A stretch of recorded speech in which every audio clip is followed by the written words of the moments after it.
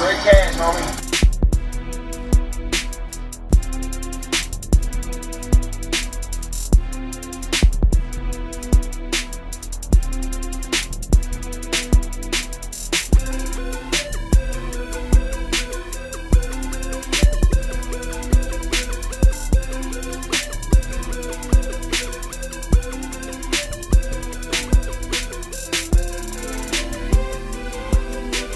All right, and we are back with another episode of the Pocket Protectors podcast.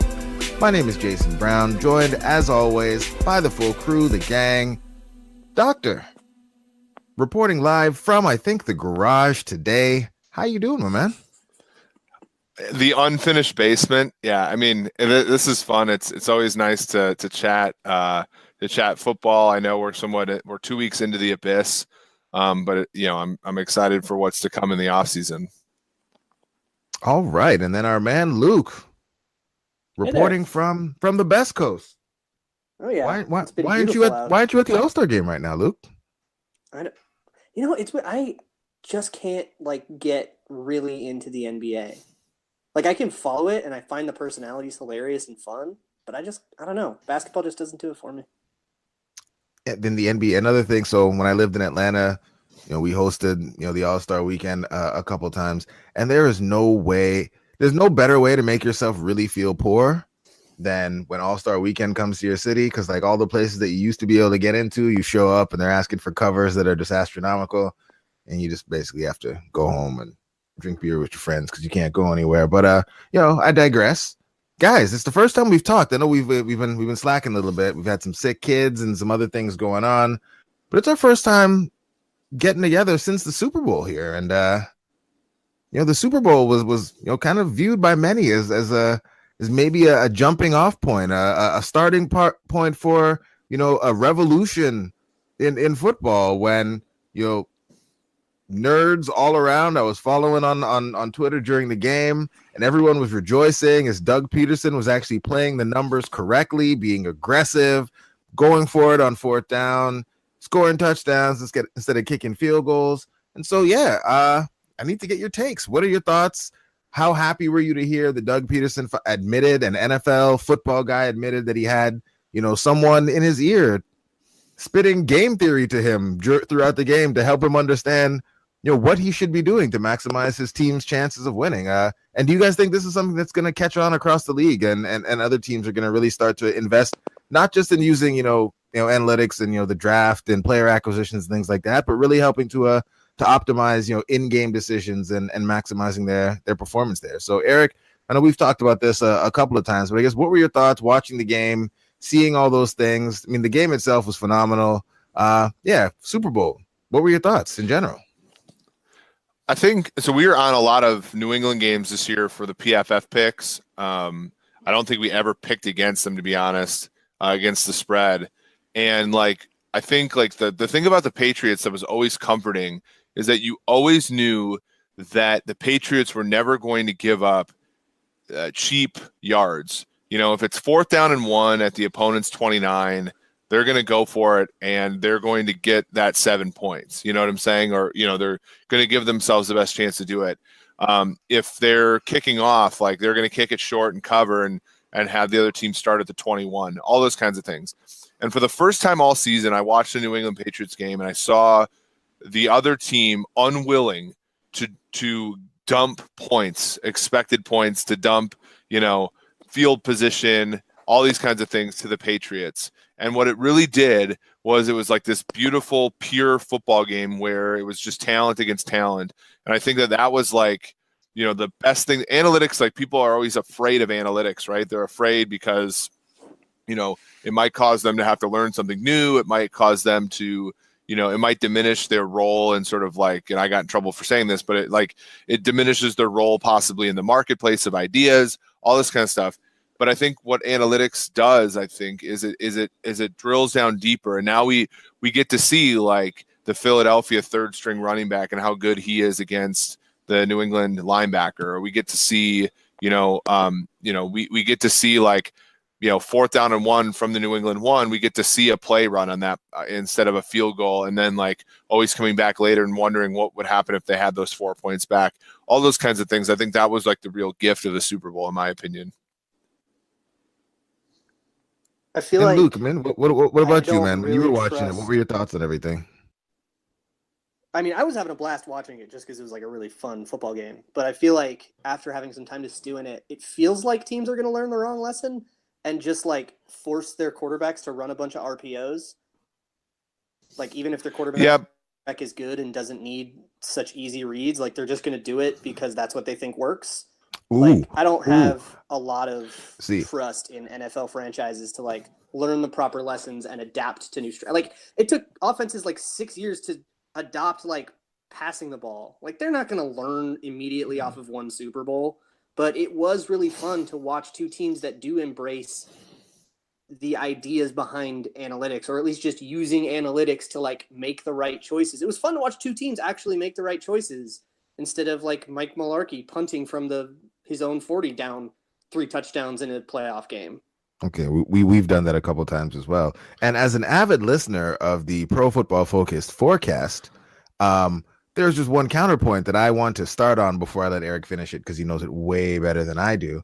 But I think that one of the things that happened is that RPO lesson, which it may still be taken away that way because all the teams don't yet subscribe to Pro Football Focus, not yet anyway. Soon, but not yet.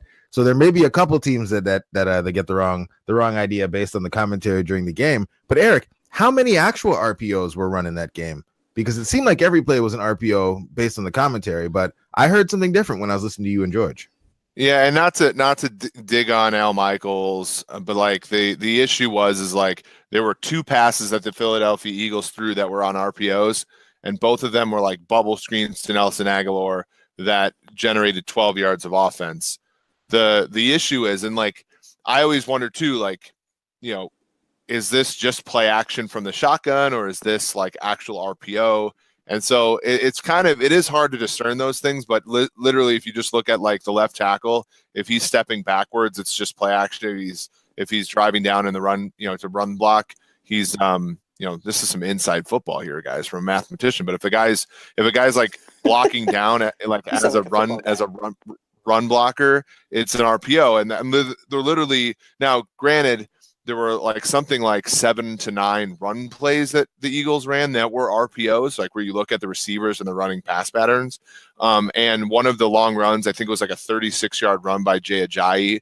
One of those runs did come on one of those plays. So, but you're still talking, I mean, if you wanted to listen to people, they were saying like RPOs are being run on like every freaking play. And in reality, it was like probably like 10 plays out of 70 to 80 that the Eagles were running. So it wasn't really that big of a deal. Most of the time it's simply just play action out of the shotgun, which is different, right? Like most of the time we don't see that necessarily as much. But it's not going to move the linebackers around at all like an RPO would. And Eric, one of the other things that that obviously came out of this game was that there were some people that maybe were a little bit more smug than they needed to be about it. In the Twitter community, imagine that, kind of talking about the fact that, it shows how far we still have to come when, Doug Peterson just making decisions that were really mathematically sound decisions were considered super brave and like he was some avant-garde guy and all these things, when really what he was doing was just making decisions that, maximize his team's expected points and gave his team the best chance to win. And I was wondering, I know that you guys have kind of talked about it a little bit. I was wondering if you could get into that for us just a little bit and just kind of help us understand that, the edge that teams can get by making decisions like the ones Doug Peterson did to help his team, win the Super Bowl. Yeah. So 4th down and 1 from your opponent's 1 yard line is about 4.5 expected points. So basically you could do the math. You figure it out. It's like, you basically convert on that at somewhere between, 55 and 65%. And so like you divide 7 by that or whatever, and you get 4.5. And obviously kicking a field goal is basically a gimme from there. So, you basically, by making that decision, are making a plus 1.5 point decision. And over the course of an entire football game, obviously like those points add up. And so as you said, like we're all talking about these folks, like they're these brave, these brave souls, but in reality, it's just a positive expected points play. I think probably the more ballsy play, but still mathematically sound, was near the end of the game when the Eagles are driving down 1. They went for it from their own 45, and that play had something like I think it was something like a third or to a half of a point difference in expected points between going for it on 4th and 1 there and punting it to New England. Clearly, punting it to New England puts them in a poor position. But going for it, converting a 4th and 1 is a relatively, 60% or something like that proposition. And so it's a positive expected points play. And so even there, they make what we would consider as math people, the safe play, right? It's the higher percentage play, but almost everybody in football says it's risky. Whereas we think, right, punting the New England Patriots, giving them a chance with the ball is risky, right? So, so it was pretty interesting to see them sort of embrace what we would consider like rudimentary ideas. And like I said, it was like the winners of the Super Bowl were people like us watching the game and being like, thank God you made the right choice. Thank God you make the right choise, sort of over and over and over again. And not even just like, thank God that you made the right choice. Like, thank God that you made the right choice and it works. Because I remember, can't remember if it was you or Luke very early in us kind of getting together to do these podcasts, really thinking about probabilities. The general public understanding probabilities may be a little bit different than, folks that are in the math community and thinking of it like you hit or you don't hit. And so it was like people making the right decisions, but they worked. So, they weren't slaughtered for it. If they made those same right decisions and the probability went the other way, then, we probably never see anyone go for it on 4th down again for like the next 25 years or something like that. Was the Belichick going for it on 4th down and 1 from his own 20 against Indianapolis in 2009? And that was a positive expected points play, but it just didn't work out. And then they lost and he was, slaughtered for it. But, over time, those smart decisions pay off generally. It's kind of a self-fulfilling prophecy because I feel like people, coaches will do the thing that preserves themselves more than they'll do the thing that actually wins them games in those situations. If you go for it, it gives you a better chance to win the game, but going for it and not getting it will get you a lot more heat than punting to the Patriots, even though it's the better move. So that is kind of one thing that I learned from the Super Bowl and this whole conversation, and the conversation with the Panthers front office and the Browns front office, who are being super vehemently anti-analytics. They're much more interested in doing the thing that if it fails, it doesn't look as bad, versus the thing that if it fails, it is not as bad, truly. Well, and the incentive structure for them is just simply different, right? That you're already a head coach in the NFL. I can't remember who the quote was by. I listened to this on the Bet the Process podcast with Rufus Peabody, and it was sort of, you're going to get further in life being wrong with the crowd than being wrong on a limb and so it's this whole thing well, I make a poor decision over and over and over again, but so does everybody else. So I'm no worse than the people I'm competing against. And that's why it takes guts, I think. And that's why, what the Eagles sort of consistently did should not be scoffed at over time. So another thing I wanted to ask you guys about a little bit, before we kind of get into some of the other things we wanted to talk about today. So the Eagles as a team seem to defy some of the, the league-wide trends we see in terms of kind of which positions are important and which positions you need to be good at to be a great team. One of the things that I know that we talked about very briefly, but we talked about, the points don't correlate as strongly with, your defensive line. You want to have, great corners, et cetera, et cetera. Eagles don't really have great corners. I mean, they have solid safety play. Help me understand, why that team was as good as it was. And when you look at the pass cat, Alshon Jeffrey is Alshon Jeffrey, but he didn't have a great season. I mean, they have Kelsey, who's Kelsey, who's a great center. They have a great line, but again, the positions that you think of them being elite at aren't the positions that you generally think of being, the ones that get you the most points. Help me understand how the Eagles were able to do what they were able to do with the team built the way the team was built. I would say just variance, right? So, I mean, Patrick Robinson was one of the best rated corners in the league, and we certainly, as Vikings fans, saw his effects. But you're right, Ronald Darby, Jalen Mills are not, anything to write home about. And, they have that pass rush, but as we said, that's a little less correlated with winning than we'd like to think about. But ultimately, right, Carson Wentz played an outlier type season for 13 games. They won 12 of them, maybe 11 of them, and then during the course of the playoffs, they probably should have lost the game to the Atlanta Falcons, who I think are constructed in a way that's probably more conducive to winning statistically over time. But then they won that game, and then the last 2 games of the season, Nick Foles graded out as one of the more the best passers in the history of PFF's rankings for 2 straight games, right? So I think you can attribute it to the guys, the players that make the needle move the most played in such a way at the right times for the Eagles, and that's partially math and partially, I think, just variance. All right, Luke, you have any additional takes about the Super Bowl? People using analytics. Do you have a hot take about whether this is the end of the Patriots dynasty? Anything else you want to throw in there before we move on to talk about the really, really rousing details, the things that people really, really want us to get into on this podcast? I do think that, just off your last question, the whole they won in the trenches thing, and we've talked a lot about how no, pass catchers and cornerbacks and secondary members are more valuable than the big guys usually. I think that is a trend that when you go over a whole league-wide sample bears out, but when you go from team to team, both the Vikings and the Patriots had a lot of trouble dealing with the pressure that that the Eagles were able to generate, and they had a lot of trouble generating pressure in a way that definitely changed the outcome of those games. So I know that a lot of times listeners will want to take things in a binary way. This is just a general quality of human stat consumption. But when we say, hey, a cornerback is more valuable than an edge defender, that does not mean that an edge defender is not inherently valuable. They can still definitely change the course of a game.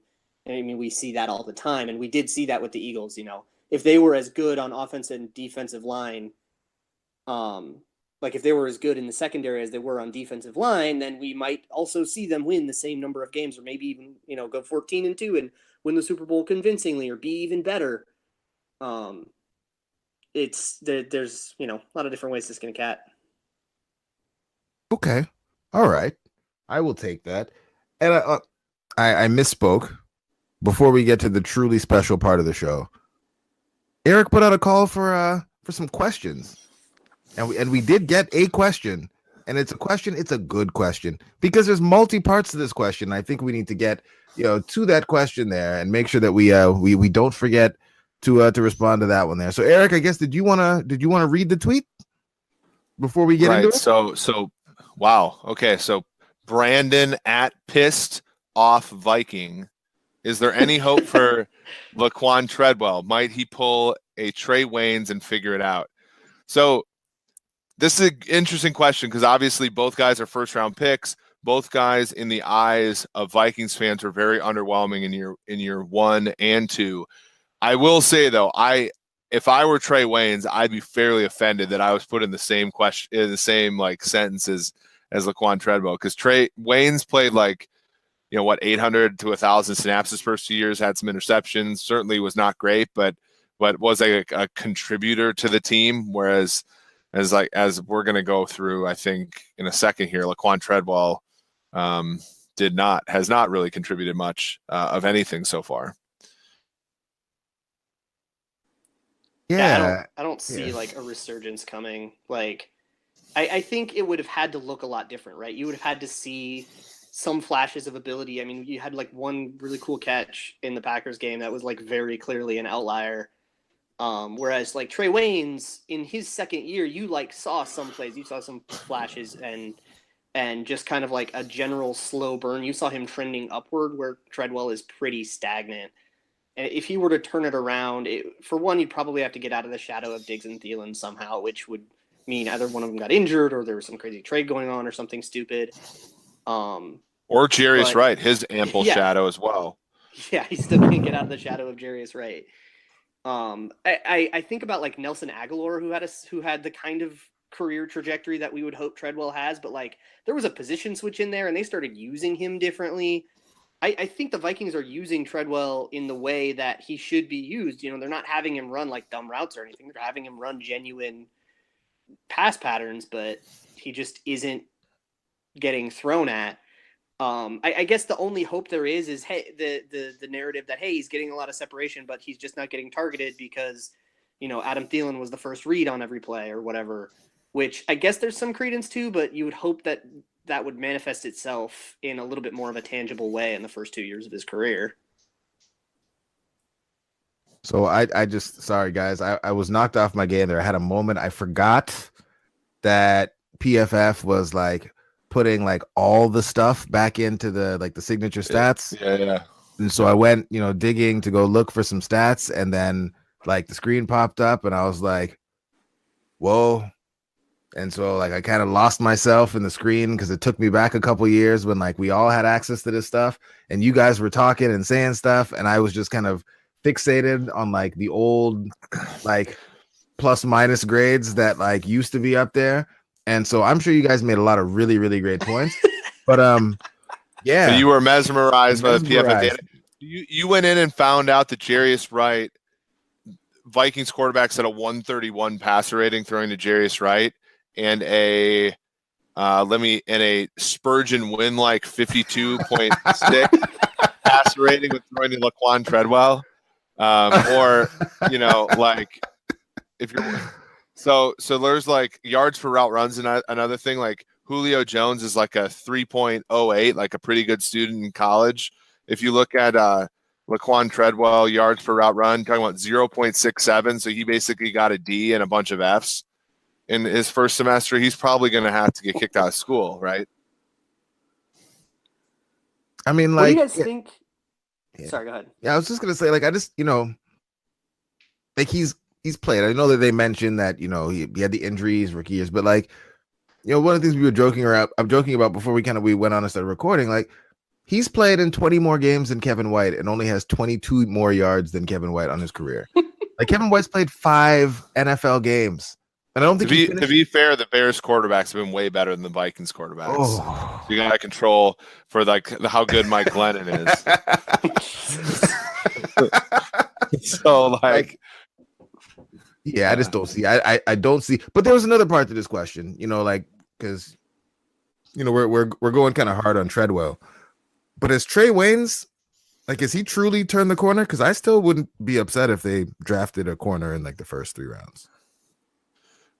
I don't think he's turned the corner to the degree that you don't draft a cornerback who can help you. Like, if you're going to go into the 2018 season with Alexander, Waynes, and Rhodes as your 3 top corners, that's not going to cut it, in my opinion, because it didn't cut it in 2017 either, right? They went out and got Tremaine Brock. They expanded Newman's role. So I think Waynes is a part of that equation. Now, he had a pretty good season. I think he's always going to be a guy who gets beat fair amount, but he does tackle well. He does make plays on the ball at times. I think like he's a player that's going to, I'll be very interested to see whether or not he gets the 5th-year option, for example, but I don't think he's been anywhere near the disaster that I think, you know, some people think he is, but at the same time, it would have been nice to have Marcus Peters. Yeah, he blossomed into like an above average CB2. Yeah, but Marcus Peters might be on the trade block. You know, if the Chiefs trade Marcus Peters, I quit. If the Chiefs trade Marcus Peters, I'll be pretty upset because, like, I hate this is like, so these are Vikings fans too. Obviously, Marcus Peters is nowhere near as talented as Randy Moss, but Randy Moss, like, people always like say, "Well, do you take plays off?" All this kind of nonsense. Like, Randy Moss was attention to be managed, and then eventually, like, for some stupid reason, Mike Tice thought he became a problem, right? There's a difference between problems and tensions to be managed. Marcus Peters is totally attention to be managed. He's not perfect. He's a great player, though. And like those kind of like cornerbacks, or in Moss's case, those like game-changing wide receivers, like you can't just like trade a guy and be like, oh yeah, we got Napoleon Harris and Troy Williamson back. You know, it's like if the Chiefs trade Marcus Peters, like I can guarantee you that they're not going to get somebody, you know, nearly as good as him in return. So I don't know why they would do that, other than the fact they think he's a problem, when in reality, you get paid the big bucks as coaches to to manage players that are a little bit, difficult, right? That's your job. So because put a team of choir boys together, they're going to suck. Brad Childress. Yeah. And Eric, can we steal another thing from that other podcast that you do that's very good, that if everyone who listens to this podcast has yet to subscribe to the Pro Football Focus Forecast, you should do that because it is a very good pod. Eric and George do great work.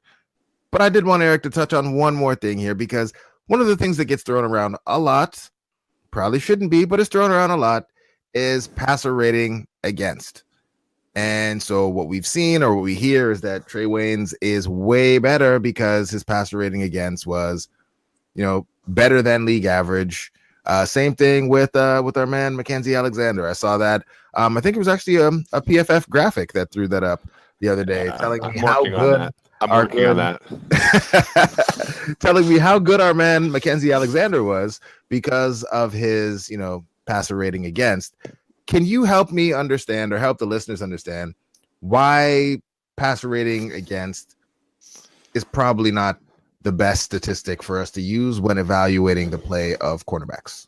So in general, the closer you are to the conclusion of a play, the more valuable what you do is on a expected points level. So like a plus 0.5 pass rushing grade is not worth as much as a plus 0.5 coverage grade, simply because you can beat a guy at the line of scrimmage, put pressure on the quarterback, and the quarterback's got brass balls and he completes a 15-yard rope, to a wide receiver, and all your work didn't matter, right? But if you're on the back end of a defensive play and you earn a plus 0.5 defensive grade, unless you somehow knock the ball away and it gets tipped up and caught, that play, you basically ended it for the offense, right? So that's the part of the dichotomy, is the fact that we see it's a very explanatory variable. When a team has a bunch of guys who have really low passer ratings against, generally speaking, they've been a good defense that year. However, the closer you are to the conclusion of the play, the less stable what you do is as well. So we find that pass rushing grades, run defense grades, their correlation coefficients are far above 0.5. 0.6, something like that. If you think about R squared, you're talking about 0.25, 0.3. If you're looking at that for defensive backs in coverage, so yards per route run against, or passer rating against, it's 0.2, 0.25. So you square that, you're talking about 0.1 or something like that. And so super unstable, right? So I'm looking here at and so this is kind of a cool thing if you're thinking about who to fade next year, right? You look and say, okay, AJ Boye of Jacksonville, William Jackson from Cincinnati, he is not going to give up a 36 passer rating into coverage next year, right? That's simply not going to happen. And part of the reason or AJ Boye, he gave up 0 touchdowns, 6 interceptions. And then we look in the playoff game against Pittsburgh and he gives up at least 1, I think maybe even 2 touchdowns. And that gets to sort of the second point about pass rating against, which is pass rating is just a really silly statistic in the sense that interceptions and touchdowns, which are relatively fluky, change the game so much that Nick Foles' passer rating when throwing deep against New England was 100. It would have been 140 if Alshon Jeffrey would have hauled in that deep pass. Instead, it was intercepted by Deron Harmon. You see what I'm saying? So even the number in and of itself isn't particularly stable to small perturbations in what happens. So yeah, as you said, when we talk about this kind of stuff privately, and I'm more than willing to sort of be a little bit critical of when people post stuff that I don't think is informing the public very well, but passer rating against is one of those things I would say, hey, oh, that's why he was good this year. I wouldn't use it to say, oh, he's going to be a stud for the rest of time. And so I guess when you look at passer rating against, is that one of those things that I guess when we look at them and we're seeing those type of things, we should just kind of take them in as descriptive, and they just told us kind of what happened versus, that means that player is amazing or that player is bad and that's how he's going to be forever. Would that be an accurate way of kind of taking that type of statistic versus some of the other stuff you guys put out? Yeah, I would. I mean, there are extremes, right? So if David Amerson, so the Chiefs just signed David Amerson, he gave up a perfect pass rating into his coverage last year.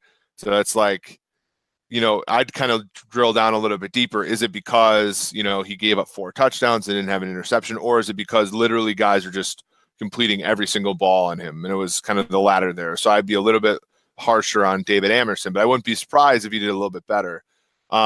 Desmond King for the Los Angeles Chargers graded really well for us, but he gave up 100 passer rating into his coverage because the passes that were completed on Desmond King, 78% of them were complete, but it was only at 9.2 per clip. And he didn't get interception luck, right? Still a fantastic player, but kind of a crappy statistic to measure him by, because, completed passes, as we know with Sam Bradford in 2016, really do help your passer rating.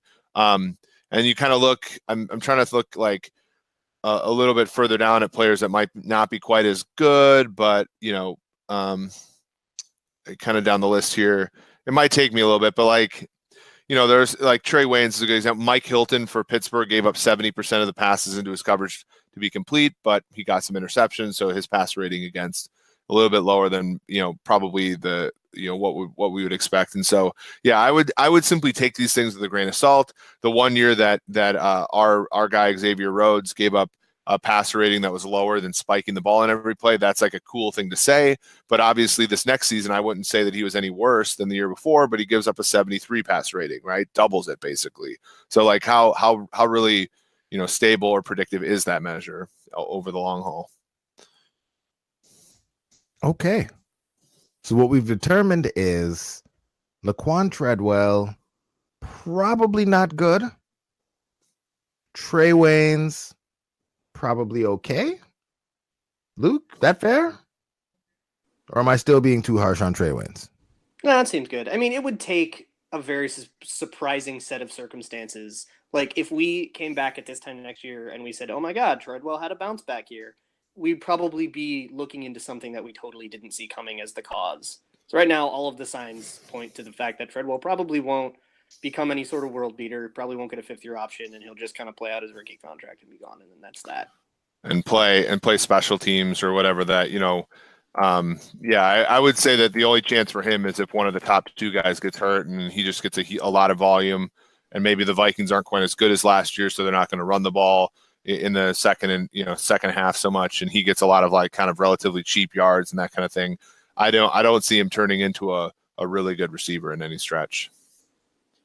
I will say that it looks like the folks over at playerprofiler.com, a site that I do quite enjoy. I like the stuff they put out. They seem like they nailed the comp on this one, because if you go and look up our man Laquon Treadwell, the best comparable player that they've chosen for him based on their analytics and the way they do things over there was our friend, or I guess we'll say Eric's friend because of his team allegiances, Mr. Dwayne Bowe. Dwayne Bowe. But Dwayne Bowe was good. Taste Dwayne Bowe, right? He was good. He had a 1,000-yard season with Tyler Palko playing quarterback. Yeah, what happened? I mean, he fell off a cliff, but I think it was just because the first thing that Andy Reid did was give him a big contract. And then he kind of fell off, but he had a good playoff game against the Colts once, even with Alex. And then the other thing is Alex Smith has never done well with kind of the big bodied receivers. And so even Chris Conley, guys like that have played after Bo have really not had any success, which if you're thinking about, if you're a Redskins fan, you kind of wonder where's, Josh Doxson, is he going to succeed with Alex Smith? Good question. But so I also think it was just a kind of a mismatched interaction between quarterback and receiver. Yeah, that's fair. That's fair. All right. Well, enough beating up on players on our own team. Laquon Treadwell is still not very good. I also don't want Miles driving to my house to fight me for talking about his man Laquon Treadwell. So let's move off this subject and we can get to really the stuff that people. I mean, the reason people tune in to listen to this podcast, it's the takes that you just can't get anywhere else. It's that special brand of a fire that only Luke can deliver to you. So Luke, you did some work for the site where we can find the majority of your stuff over at Purple PTSD, writing about the riveting topic, the thing possibly the player, the position group that you should draft in every draft because it is so important. Punters are people too. They are people too. Luke, tell us about them. Tell us about the punters. Tell us what you did. Tell us what you found. And then, Eric, as you know how to do somehow, some way, you're able to find, it doesn't even matter what we're doing. You're able to find some way to sprinkle in some of that PFF goodness and some math and your teaching skills on it and somehow make it something that people want to listen to. We're going to see how good you really are today because we are going to talk about the punters. Yeah. Luke, the floor is yours, sir. Make punters interesting. Yeah, so this is an exercise that I've been doing for 3 years now. This is the third year of doing it. And I'm still kind of figuring it out in terms of like how to make the best formula with the data I have available to me. But essentially, it's all one big way to like try to fix the idea of net yards, which I still see people talk about when they talk about punters saying, oh, he's the best net yards in the league or the best punt yards in the league, which are just like totally ridiculous statistics because depending on where you are on the field, like your goal is going to be different, whether you're trying to like kick with precision and pin someone deep or kick just boom one down the field if you're punting from your own 20 or whatever. Like those are going to be different kicks and they should be measured differently. So essentially just splitting the field at the own 40-yard line, which is it was the 35 the first year I did this. And then I actually got to speak with Chris Cluey on the Purple Journal podcast a year ago about this. And he said that the 40 is a better line to go through because, if you're on your own like 39, you're still booting it. So splitting it at the 40, basically saying taking the average punt yards on those because those can just kind of be measured on like how deep did you make the return or kick it, or did you make the return or take it, and then on the short field punts measuring them by a percentage of the field that you covered, which is a way to kind of adjust against like if you're punting from your own 42-yard line because your coach is an idiot, and you kick it out of the back of the end zone, you only gain 22 yards of field position on that. That's like not a very valuable play. But by like net punt yards or total punt yards, they'll count that as like just 20 yards, or they'll count that as 42 yards of a punt, like an actually pretty good kick, which doesn't really make a lot of sense. So doing it as an actual percentage of the field covered, now that kick is like a 52% kick or whatever it is, and that's pretty bad, pretty far below average, and it knocks your average down a lot. So just splitting the field like that, I've been doing that for 3 years, and ranking punters thusly.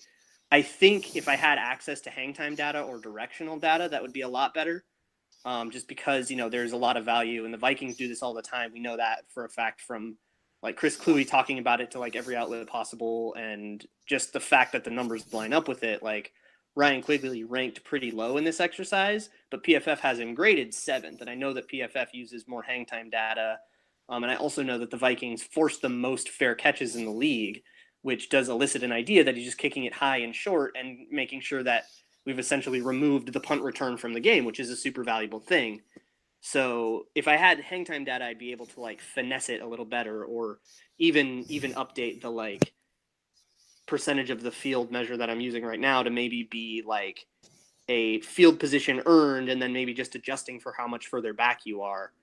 But that is in a nutshell what it is. I mean, I'm happy to go into like the actual results of it and who ranked where, but you can just go to the article and find that if you're curious about someone. Oh no, you don't get off that easy, Luke. I mean, Shane Leckler was the best punter in the league. Yep. Maybe Marquette King. There's a take for you. Yep. So you had to once played for the Raiders to be good. Yes, correct. I mean, I like Marquette King a lot. He's a great personality, and he's a good punter. He can whale the ball pretty well. Yeah, he's been in the top 5 just about every year I've done this, and he's really good at the precision punts too. He's just good. So our guy Quigley ranks low, not necessarily in the. I mean, he doesn't really rank low in either one of these. It's just like the combination of the two. He is not. Like, so how are these weighted? Are these weighted? I weighted a little toward the long punts because they're more common. Okay. Let me pull up the actual thing because I believe he's like bottom 10 in both. Okay, I'm just, I guess, looking anecdotally, I guess. Yeah. Okay. Yeah, he is bottom 10. It does look bottom 10 in both. So he's there. Yeah. We have him 7th because he, like you said, he forces the most fair catches, which means in terms of like expected points, like, although they did have that weird like Bryce Callahan punt return in the last week of the season, so that skews the return yards. But like for the longest time, and I guess even still, they were giving up. If you take away that return, they gave up like the 5th or 6th fewest yards in run backs. And then you had the most fair catches. You had the least amount of balls down, which means, again, he's just like hanging the ball up there to be caught. Field position was a thing, right? Like they had, we're not punting from very deep. We had that. So as if you guys go to Pro Football Focus, we had the Vikings ranked as the top special teams. And this is kind of using like a machine learning thing to like look at and weight what's the most important. And we found the Vikings, mostly because of their like strength and like cover units. So guys like CJ Ham, Ben Gedeon, Kentrell Brothers, Anthony Harris, Jaron Kearse, Marcus Sherrills is actually pretty good. Eric Wilson, they all graded like top, very highly as coverage men, both on kickoffs and punts. And actually one of the other things that's important is that the kickoff return game has like reduced in value so much since the new rule that even though they didn't have Cordero Patterson back there, really nobody kind of has Cordero Patterson back there anymore. And so that kind of was stunted. Marcus Sherrills is actually still one of the better returners in the league, even though he hasn't run one back in quite some time. He's, fantastic there. So the Quigley thing is interesting. I personally don't grade the punters, so I do know that Cluey gave us our formula a while back, but I also do know that we have hang time that might contextualize that a little bit better. Yeah, and when Cluey came on the podcast last year to talk about this, he said that splitting the field was a part of the PFF formula. So I think it's a fairly similar methodology, but PFF just has access to so much more data than a civilian. Yeah, and Sherrills had a 9.8 yard return on punts this year, which is pretty high if you don't have a long touchdown. A lot, fairly a larger than 10-yard return in 10 of 16 games. So, flipping the field a little bit there. But yeah, it's interesting. Good work on that. I mean, special teams matter, right? We found, so one of the things that's in our spread picks prediction algorithm in PFF, and we'll talk about this on the forecast too, is the kicking game. We have like field goals and extra points because it's teams with good kickers generally are good teams, and teams that slough off at the kicker position generally, are weaker, I guess, in just decision making and that kind of thing. So it actually is a statistically significant variable when trying to predict games against the spread, which is really interesting. That kind of makes sense too, because if you're a bad roster, you're going to fix other things before you fix kicker. Well, the Chargers are a really good roster, but chargering it up is to totally not have a kicker, right? And then they lose games. You know what I'm saying? Or Tampa Bay has a good roster to some degree, but when you're just somewhat incompetent, you just end up you end up struggling because you can't figure out the small little edges. And of course, picking games against the spread, any little point matters, right? So it's important to sort of get those understood. I think the Chargers are taking Robbie Aguayo into camp. Yeah, I mean, why? How many? It's the Seattle Seahawks thing too. It's and I like the Seahawks a lot. I think they're a really well-run organization, but there's a ton of guys who are not quite as talented as Blair Walsh who have the mental makeup to be a good kicker, and they should get a chance over Blair Walsh. The chance that Blair Walsh's 56-yard field goal is going to matter more than the 5 he's going to miss because he's a basket case are really low. You know what I'm saying? So I would take the mental makeup person, the guy with the mental makeup, over the guy with the quote-unquote leg talent like Aguayo or Walsh. The Seahawks seem to be one of those teams, and I don't know, Eric, you can correct me if I'm wrong, but I feel like they're one of those teams that to a degree buy into some things that are analytically driven, but it's like they have someone like me who doesn't actually know enough about the math making the decisions, where they look at the spreadsheet I looked at it, and it's oh, offensive line isn't important, So let's get them all out of here right away. They all can go. Trade away all of our offensive linemen because offensive line doesn't matter. Whereas I feel like if they had, some people maybe with, a bit more, a bit better of an understanding of how the math actually works and what all these things actually mean, maybe they'd make some more nuanced decisions. But it feels like there was a point along the way there where they just kind of said, we're going to do this thing. And it was probably based on something that wasn't old school coaches football. It probably was based on something where someone just was like, hey guys, look at what this spreadsheet told me. Let's do that, without really understanding what they were doing. Yeah, I mean, I think that the Seahawks are cursed by their own success. So you have Russell Wilson, who's fantastic. You end up having to pay him. You have Doug Baldwin, who was an undrafted free agent. Now you have to pay him. KJ Wright, Bobby Wagner, Richard Sherman, Cam Chancellor, Earl Thomas, Michael Bennett, Cliff. Like, you have all these players that are good, and they're all like integral parts of the team. And to some degree, they haven't done some of the Belichickian things, which is to get rid of a few of them. And what they've done is said, and Tom Cable's I think a sharp guy in some degree. Like, I think he's a forward thinker, but like their bet that like, well, we can pay Tom Cable this much money and he can coach up our offensive line to get to just average. Because what we've talked about is like the difference between an average and a TJ Clemmings offensive line is so much more than the average offensive line and a line full of Tyron Smiths.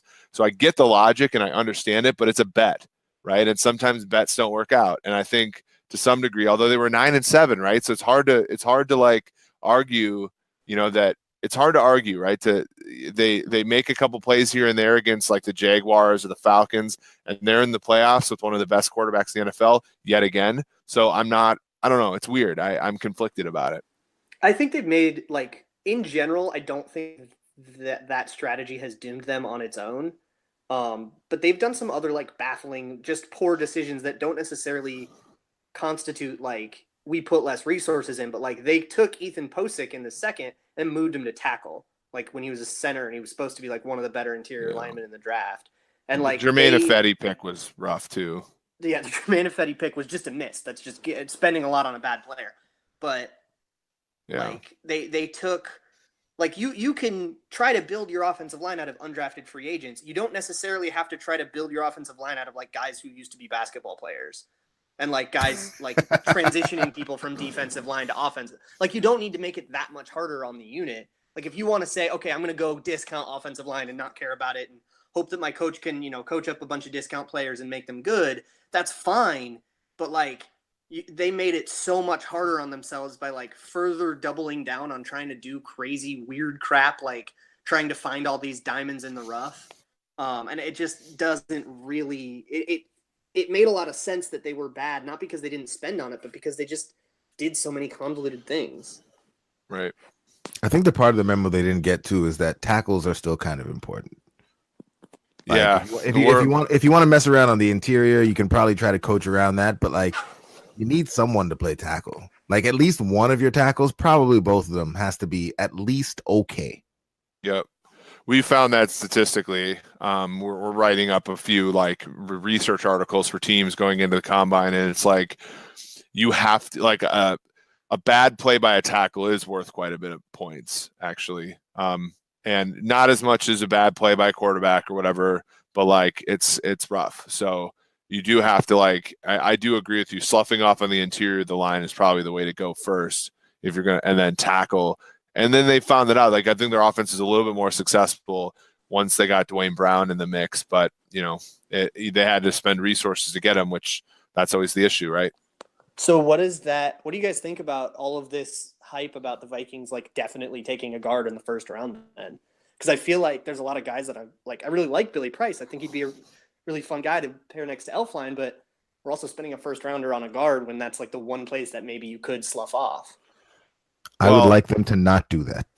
Yeah, I would say, I mean, so there's this degree like of, you're getting the best player at this position because everybody undervalues him. I think that there's a point at which that happens, but I would say it's probably middle second round. So if they have to move back to do that, that's probably okay. But I mean, and it's also hard to like figure out like what the Vikings need, but I would say like I would probably go for a tackle, a 3 technique, you know, trying to think of probably another defensive back, to be honest with you, and a coverage linebacker that could possibly take over for Barr. I would probably look at those positions before, backup defensive end, right? I would look at those positions before guard. Yep, yeah, Eric, I like. Eric pretty much nailed There's some my thoughts guys on it that as are. well. Yeah, there's some guys that are gonna probably fall too. I see a lot of mock drafts that have us taking like Ronnie Harrison, or I see Maurice Hurst falling sometimes, which would be very exciting because he's like a Sharif Floyd clone. Yeah. Yeah, and the other part of that is that, like if you pick a guard or a center even early, I mean, that guy's probably going to be really, really good. But when you look at, historical draft data anyway, like the positions, like when you get into the mid rounds, those interior linemen are the positions, I mean, using approximate value as kind of your measure of player quality, which isn't perfect, isn't ideal, but those are the position groups that tend to be the most valuable when you get into that kind of the mid rounds there, rounds 3 through 5. So that's kind of the reason that I would want to wait. I mean, look, we got Pat Elflein, who was, not as strong on PFF scoring, but you could tell there was a big difference when he was on the field, not on the field for the Vikings. And, he was a 3rd round pick, kind of showing that, there is value to be mined at those interior spots in the middle of the draft. Right. And Brandon Sheriff is a top 10 pick. And you would have to go a long way to convince me that he's worth more than he's worth the difference between a 1st and a 6th round pick between like Brandon Fusco, for example. Like Fusco he flamed out, but he had a couple years where he was just as good as Brandon Sheriff. And, the Vikings got him with a pretty, low end pick, and Washington had to draft him high. So, those kinds of things, I would say you just have to make the value judgment. And with guard, I just don't think they move the needle enough to really make a top pick sort of worth it. I feel like you have to kind of take. Sorry, one last thing. Do it. You have to kind of take, like, if you're gonna take an interior lineman in the top rounds, I feel like one way to maybe make it more valuable is to take one of those guys, and there's usually a handful of them every year that like played tackle in college, but because they're measurable and stuff, like project better to guard, but can still be like a backup swing tackle if your guy goes down. Just ways to like add a little bit of extra value to your picks so that you can kind of like kill 2 birds with 1 stone. And now maybe you have whoever playing at guard, but then they can maybe be a little bit better than like Jeremiah Searles or Rashad Hill if one of your tackles goes down, and like help you mitigate and like have extra insurance there, just to add a little bit of versatility to the guys instead of just, drafting a guy that like is just only going to ever contribute so much to your offense just by virtue of the position he plays. I guess, Eric, tell me about Zach Fulton. Because for me, I'm of the mind, and I at some point will probably have time, and for my own mind, we'll go and do some digging on this. But I feel anyway, like for positions like, the interior line on both sides of the ball, so defensive tackle and the interior offensive lineman, it always seems as though if you're a savvy GM, and Spielman has shown himself to be that, with the signing of Linval Joseph and others, that you can find value at those interior lineman positions in free agency. Zach Fulton's a name that gets kicked around a lot. Is he good? And I know you know this because you follow the team he used to play for. Is he good? And he's not really expected to command a lot of money. Like, would it be better to make a move to kind of fortify things with a value signing on a guy like that, and then free up your premium draft resources for some of the big money positions like, edge rusher, corner, et cetera, et cetera, et cetera? Yeah, we as Vikings fans have seen this, right? Joe Berger was a guy that the Vikings picked up for barely nothing, and he's put together a lot of good seasons. Corbin Lassina, way back in the day, think about that, all the way back, was a kind of a swing guy. So Zach Fulton's been a guy that I sort of inexplicably, in my opinion, the Chiefs have never like committed to, but he's played a ton of snaps because they've always sort of had injuries, and he's done a pretty good job. I'm looking at his grade This last season, he was very good in pass protection, was not quite as good in run blocking. But he played 790 snaps. Well, you had playoffs, about 850. He played about 850 2016. Most of his 2017 snaps were at center. Most of his snaps in 2016 were at guard. And then, and he's steadily improved every single year, especially as a pass blocker. His grade has increased steadily. He gave up no sacks last year, only one quarterback hit. Center is a little bit easier not to give up pressure there, but still, I think that's a good sign. I think his position flexibility, his ability to go and play all three interior positions is fantastic. And as you said, for some reason, he's not going to command a lot of money. So I think he'd be a great player for the Vikings to go after and to sort of not pay a premium for, but I mean, I think what we found later in the season is you're going to have injuries on the interior offensive line, and it's good to invest in those spots. All right. So we have the Eric seal of approval on our man, Mr. Fulton. I like it. Rick Spielman, we know you're listening. Make that happen. And I feel like we've covered all the topics plus a couple of extra ones. I guess, Luke, did you have anything else you wanted to touch on? Any other? Normally this would be the point where I asked Eric for like help with my fantasy football team or like my picks for the weekend, but there's no football and I'm sad. Yeah. So I'm not really sure how to end the show now. Like, Luke, how do we transition to the end? I don't know what I'm going to write about. Probably something with quarterbacks. So look out for that whenever that drops. But I'm kind of slowing down the pace. I'm not going to be posting weekly now until stuff starts happening again. Well, this off-season stuff is really killing us here. But I guess, I think it might be halftime now. So, Eric, we won't keep you away from watching how your money's doing for the second half. Well, hey, at least I have a problem, but at least I'm honest about it. I have to go watch the second half now. The team Steph, the team that I was rooting for absolutely no reason, was up for a while and then has surrendered a lead. So they're leading by 2 now. So yeah, I'll have to go and watch while I grade some papers. That sounds like good times. Well, gentlemen, as always, thank you for coming on, recording with me this evening. I'm going to go get a little bit deeper into these beers because it's a long weekend up here in Ontario. Good for you. It's family day, buddy. Canada, well, I won't say all of Canada because it's not family day everywhere. Ontario is about families. Also, Ontario is about making sure we have at least one holiday in every month. So they made this one up. Family Day. That's awesome. Spend time Good for with you your family. guys. Just another reason to covet Canada just a little bit more. Yeah, but it's cold up here, man. But I guess for you, it's cold up there too. Yeah. Yep. Come on up, Eric. You're almost Canadian now. That's right. Can I be honorary at least? I mean, yeah, we could do that.